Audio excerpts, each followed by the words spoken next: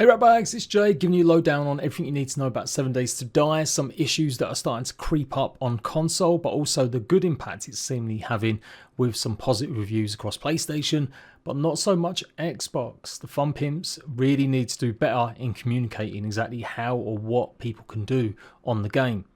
We're going to discuss that and what's going on with some other missing features for console and the general reception around PC as well. So if you find this useful, please leave a like. Do check out the rest of my channel with focus guides on 7 Days to Die, specifically for brand new players and Xbox and PlayStation players. Hopefully you'll be able to get some use. And go check out my review for the honest, brutal take whether or not this zombie survival apocalyptic game has met expectations. Okay, so the big one straight away is the player limit that's currently existing on Xbox. You would have thought that fun pimps might have actually told people this way ahead of time. They literally have been posting and hyping up, obviously, the 1.0 release for months now, almost on a daily basis, saying, hey, this is coming to console, this is coming to console. But nowhere that I can find have they listed that you can only play 2-player max at the moment on Xbox Series S. And I'm not talking about split screen. There is no split screen in the game at all, and there looks to be no plans. That was something that was on the old version of the console, and people still are complaining a lot about it. I can understand that being removed in modern times, but to launch your game on Xbox and not explicitly list on the store page that you won't be able to play multiplayer with more than 2 people unless one of them has got the actual game on Series X and is hosting it on Series X. So yes, if you've been wondering what's going on, Xbox Series S you can play with you and an online friend, but that is the limit. If you want to play with other players up to 4 people, then you can join a Series X lobby, but obviously once they close the game down, you're stuck basically without your world to play on. They are going to be bringing dedicated servers in by looks of things, but that won't be until Q4, which is effectively October through till December. So it could be the end of the year before you're able to play on a server that you might be able to host on PC yourself. That'll have crossplay enabled, so you can join via Xbox or PlayStation and have much more players than just 4 or just 2, or rent one through Nitrado. And a little plug here, if you want to support the channel, you can go and use my links in the description box to go and host your own 7 Days to Die PC server at the moment.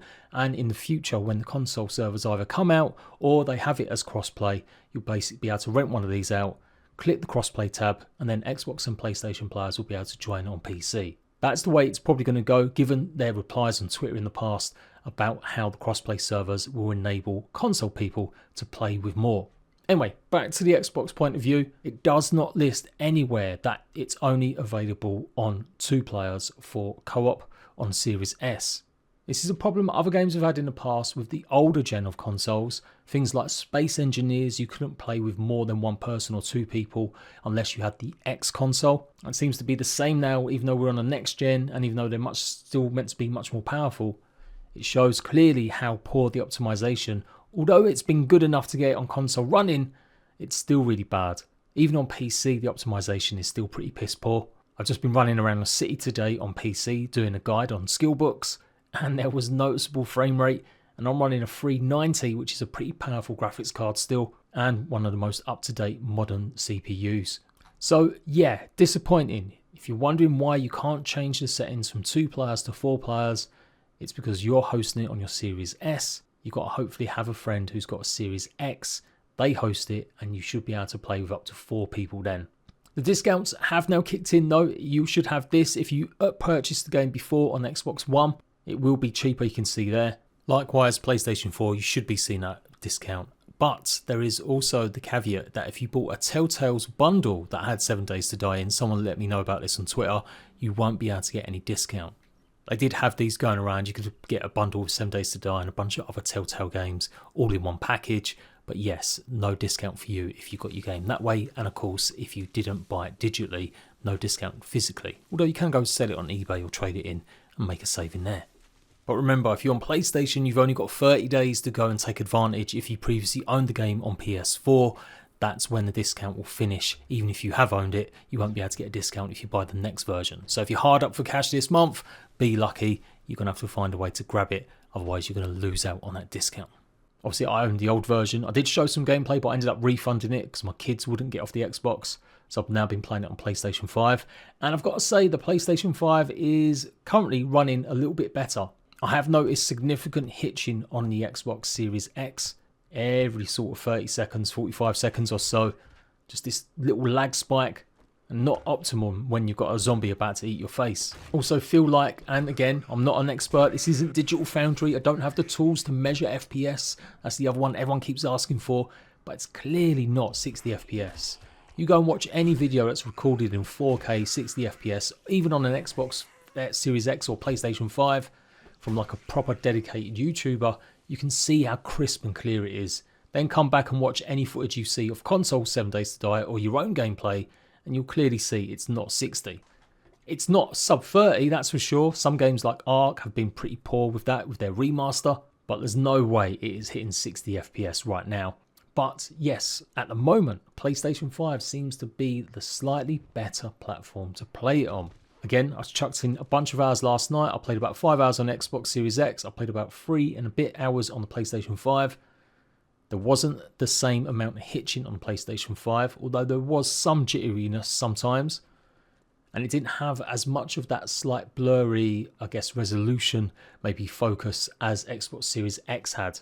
I keep saying it and I'm going to keep explaining it like this. It does feel like sometimes you've put on smeared Vaseline a little bit when you're playing on Xbox compared to PlayStation 5, which was just a little bit clearer. I'm talking about really fractional small ones.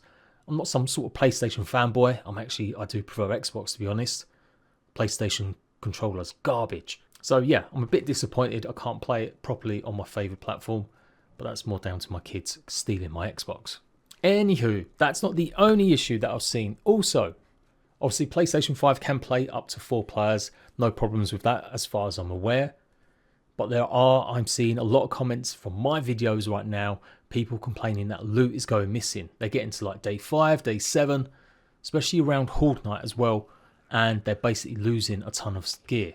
It's not zombies destroying their chests and everything inside just disappearing, because your loot does despawn super quick. They're saying that they're looking inside their chests and like half of it is gone, most of it is gone. It's either just been completely wiped. I've seen like 1 or 2 comments saying that their whole save has bulked, but I don't know about that one. I haven't seen enough of that, but definitely the ones with the loot disappearing just randomly, that is something to, make sure. Also, you're limited in how many saves you can actually have. That is something in the game settings you might be able to adjust. I think if you leave it on the default settings, it basically only allows you to have 2 saves, and it might not be adjusted, but I think if you change the way that chunks load, the persistent load, it basically changes all them colours at the bottom of the screen, and then hopefully you might have a bit more space to make a save. I don't know about it. I'm going to test it a bit more on Xbox and PlayStation later on today, but that is something I'm just off the top of my head might increase it. Otherwise, it's pretty piss poor to only have 2 saves. So, a couple of things. There is keyboard and mouse support. That was obviously promised by the Fun Pimps, but there is no console commands. I plugged a keyboard in and you cannot bring up the console command bar. I would say, yeah, that needs to be added. I don't mind some limitations. I understand some things are not always going to be 100% sure, but if they're adding crossplay with PC, it's meant to be exactly the same game. Why can't we have console commands listed on console as well? Lots of other games have done it. Ark does it famously. Conan Exiles even has it, or at least has a more in-depth cheats menu. You can have cheats on 7 Days to Die, and it comes up with a nice menu that you can literally just scroll through and spawn in whatever you want. But the commands that you can teleport to points of interest, spawn in types of zombies, that kind of stuff you won't be able to do. So I would like that to be added in the future for sure. Now these might seem like small issues, but the game is actually selling bucket loads. Console fans have been desperate to get a up-to-date modern version 7 Days to Die, even with all the controversy of the price increase, which I don't agree with, and I've outlined a ton of times, but I know some of you guys are sick of me talking about it. Let's go and watch my review where I discussed that, or previous videos. Weirdly, it's only got 111 reviews on the Xbox, with the vast majority saying it is a good game, 4.6. Although again, some of these reviews have actually been posted way before the game came out. And you go through the reviews, you can see some of them complaining about the 2-player limit as well as some of that performance issue that I mentioned. It's a different story on PlayStation where it is massively taken off. 2,700 ratings. 94% of the ratings giving it a 5-star. But let's face it, it's a bit easier to do on PlayStation since there is literally no place to actually write a review. But yeah, that's the situation at the moment. For sure, people complaining about the graphic options and stuff, yeah, I would like to see more options added. Definitely a performance mode for the Xbox.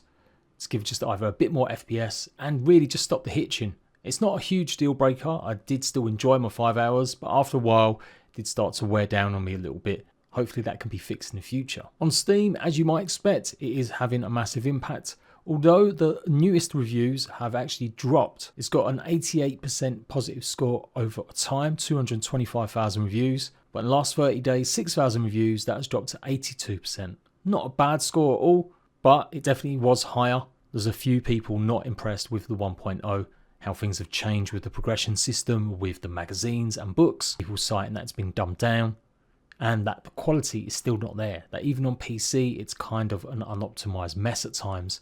That's the extreme. On the plus side, I'm seeing people say that the performance is amazing, especially for mid and lower end systems. It seems to have had a real boost, hopefully, to run. You're still going to get massive lag sometimes and screen stuttering when you're in big cities, but they seem pretty happy with the rest of it, and they quite enjoy and like some of the new features. When you actually take a look at the bar graph, you can really see, especially today already, 65 negative ones versus 102. So yeah, lots of good reviews, but for sure that is a lot of negative reviews comparatively to what they've had before. There are some people just wondering where the content is. Some stuff is missing, but there's no doubt about it, people are enjoying the game. They actually hit their highest peak of players playing on Steam back in April. I think that was a combination of some sales stuff and I think maybe Twitch drops or something like that. When Experimental came out in June, obviously a lot of people jumped on it, and it's dropped a little bit for July, but this is the opening weekend. I would expect today being Saturday that number to maybe go above, and they might be able to break their record again. Remember, they've sold 16 million copies according to their data. I think about 8 million of them copies have been on PC and about 8 million on console. If you take a look at sales data and what that equates to when you've got a good player base. So there you go, just a quick recap of what you need to know. I have tried digging to see if there's any answers about what's going on with the player limit. Is that going to be increased in the future with a patch?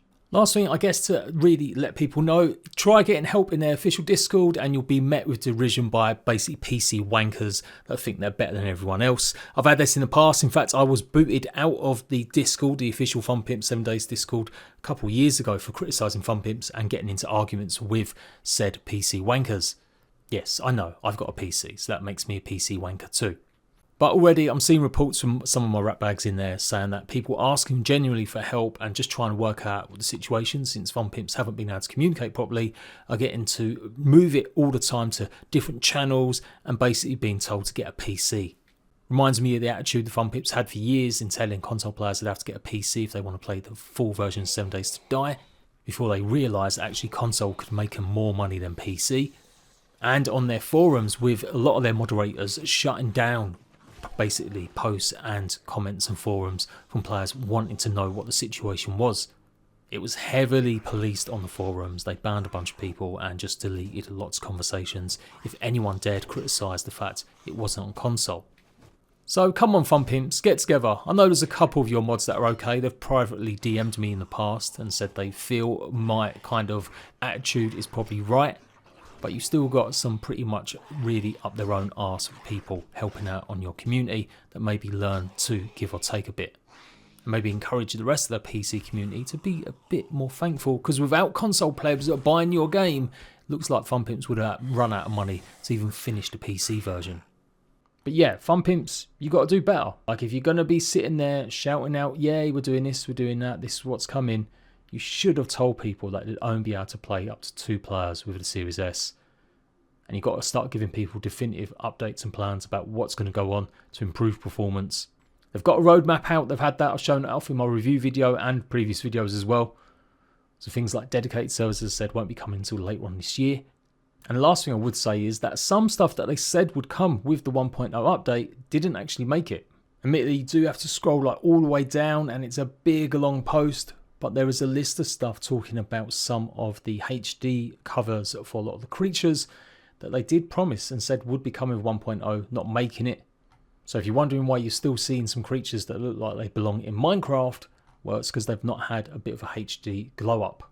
And there we go. Are you enjoying 7 Days to Die? I guess that's all that matters. Clearly there's people buying the game left, right and centre, and clearly on PlayStation and on Xbox, even with the limitations, people are reviewing it very well. But I am seeing more and more comments complaining about some of this stuff. What do you want to see them focus on next? What's the most important? Getting more players on Series S if possible, getting dedicated servers up so you can rent them from places like the Trado, instead of having to wait until crossplay is added.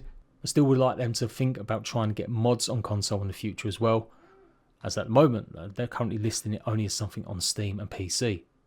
So there we go. Until next time, I'll be down low with the news, any updates and news about the game. All said and done, I am enjoying playing it for sure. Getting back on console and feeling it the way I used to play it, yep, absolutely great.